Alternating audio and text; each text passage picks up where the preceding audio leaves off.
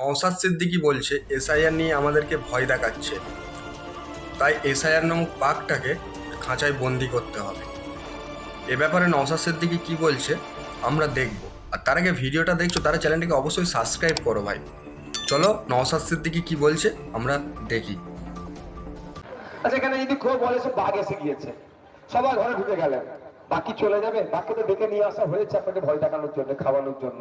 তাহলে কি করতে হবে? আমাদেরকে জাল তৈরি করতে হবে, খাঁচা তৈরি করতে হবে বাঘকে ভরার জন্য। তো এসআইআর আপনাকে আমাকে ভয় দেখাচ্ছে, তাহলে এসআইআর নামক বাঘটাকে কি করতে হবে? খাঁচা বন্দি করতে হবে। তাহলে এতটা যে লেখা আছে, কি কাজ? একটাই কাজ, কি? একটা ছবি লাগাবেন, রিসেন্ট পাসপোর্ট সাইজ ছবি। দ্বিতীয়, এখানে কিছু কোশ্চেন আছে। লালটাকে আমি সেকেন্ড পার্ট বলছি।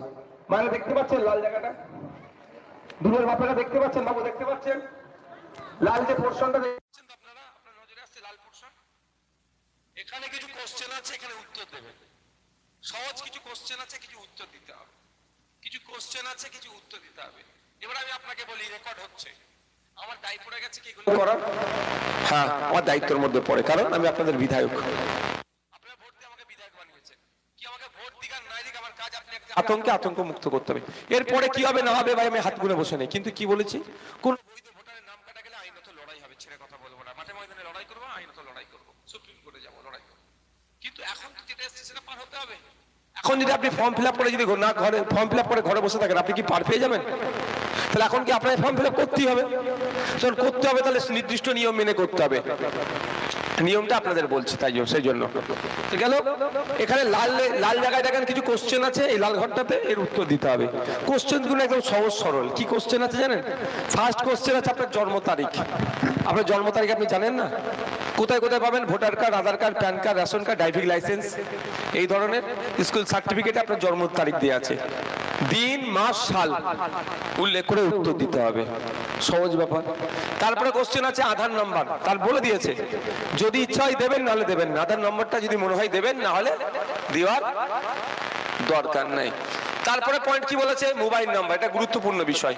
মোবাইল নাম্বার, আপনি 3 জন ভোটার একটা মোবাইল চালান, কোনো সমস্যা নেই। আপনারা 3 জনের ক্ষেত্রে একটা মোবাইল নাম্বার দেবেন। তবে কেউ যদি ফোন করে বলে তোমার এটা আপলোড হবে, হ্যাঁ হবে, তা হবে, তোমার মোবাইলে 4টে জিনিস নাম্বার যাচ্ছে, একটু বলে দাও, তোমাটা অনলাইনে আপলোড হবে, কাউকে কিন্তু কোড দেবেন না। কোড আপনার মোবাইলে 4টে কোড আসতে পারে, পাঠাবে ওরা শয়তানগুলো। পাঠিয়ে কি বলবে যে তুমি এটা সাবমিশন করেছো, তো এটা অনলাইনে তুলে দেবো, তুমি 4টে কোড যাচ্ছে দাও। কেউ ভুলে যেন আপনার ব্যাংকের অ্যাকাউন্ট খালি করে ফেলবে। যদি কেউ ফোন করে বলে এরকম হয়, আপনি আমাকে নাম্বারটা দেবেন, আমাকে দেবেন, মানে আপনার বিধায়ককে। ছেলেরা আছে এখানে, তাকে দেবেন, এটাকে এইরকম ফোন করে জ্বালাচ্ছে, বাকিটা আমরা বুঝবো। আপনারা কিন্তু 4টে নাম্বার লিখে দেবেন।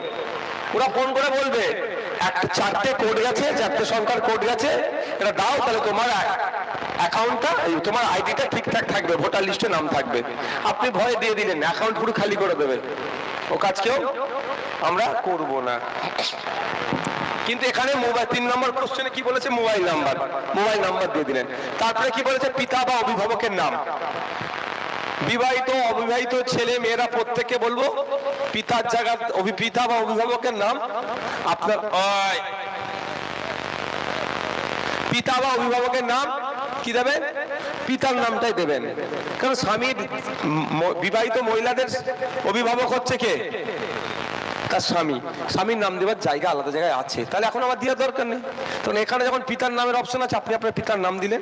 তারপরে লাইনে কি বলছে? পিতা বা অভিভাবকের এপিক নাম্বার যদি থাকে। এপিক নাম্বার কোনটা আপনারা জানেন? ভোটার কার্ড আছে কারো কাছে? ভোটার কার্ড আছে, তাড়াতাড়ি দাও।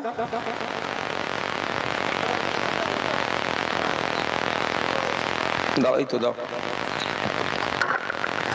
এই দেখো, এই ভোটার কার্ড তো অনেকজনের কাছে আছে, ম্যাক্সিমাম লোকের কাছে এই ধরনের ভোটার কার্ড আছে। এই ভোটার কার্ডের হয় মাথাতে নাম্বারটা লিখে থাকবে, না হলে এই দেখো বাম দিকে কটা ডিজিট নাম্বার দিয়ে আছে, হোলোগ্রাম যে দিয়ে আছে, এটা হোলোগ্রামের মাথায়। বুঝতে পারছো? এটাকে এপিক নাম্বার বলে। ধরো